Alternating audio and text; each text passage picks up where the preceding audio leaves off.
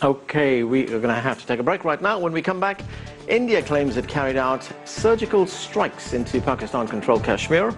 Sparks fly between Hillary Clinton and Donald Trump during their first presidential debate. Plus, we'll reflect on the legacy and life of former Israeli leader Shimon Peres, who passed away earlier this week. Stay with us, you're watching The Heat.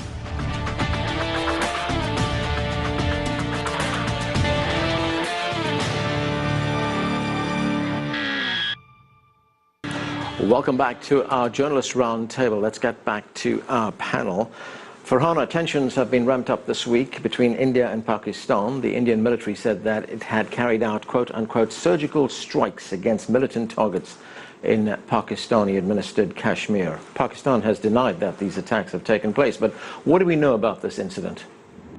Well, there's two separate incidents here. First, I can tell you from Islamabad, there's a great deal of frustration and trepidation by the Pakistani military apparatus and civilian leadership that's expressed against what they consider Indian provocation. So there's been Indian attacks against a line of control, which the Pakistanis say that has violated the ceasefire agreement. That's one particular issue of great concern. The second concern is what you raise, which is the so-called surgical strikes, which the Indians have claimed to have killed 20 terrorists.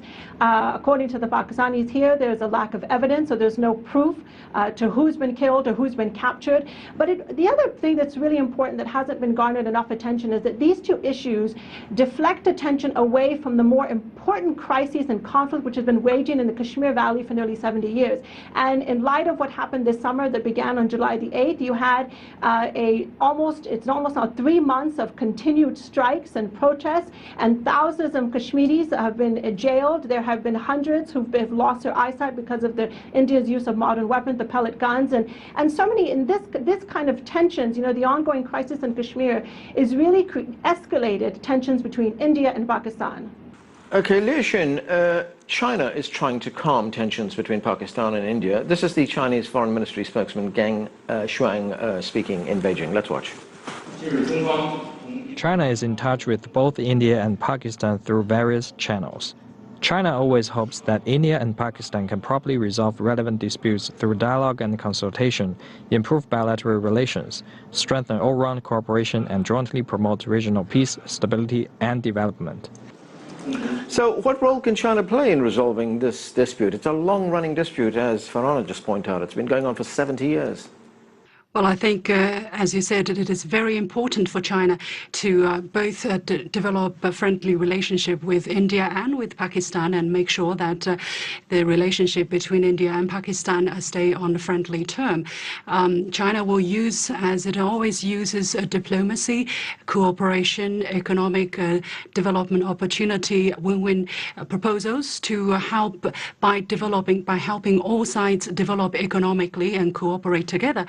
Only when you give people economic development, you give people job stability, and you talk to people, you engage in constructive dialogue, that you can do that. And I think that is China's advantage here, because this is China's consistent foreign policy to always try to go for dialogue and never using any speculation or favoring one part to another.